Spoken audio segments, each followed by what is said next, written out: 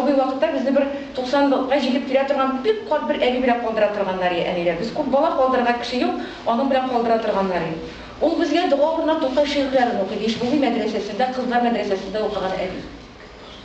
Безгә дуга урынына Коръән аятлары белән бергә Тукай шигырьләрен ятаталар. Ул яттан сөйләде Тукай шигырьләрен.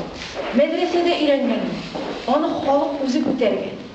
Һәм кирәк вакытта менә дөньяның әллә нинди ситуацияларында мәрхүм Җамал абыстайның ашлар үткәргән вакытта, ашларда дугалар кылган вакытта Тукай сүзләре белән кылдыра биргән.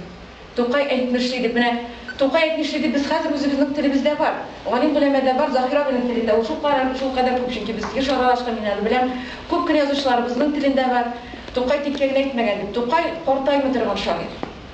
Картаймый торган шагыйрь дигәндә, әлбәттә, аның беренче чиратта әсәрләре кайтармый.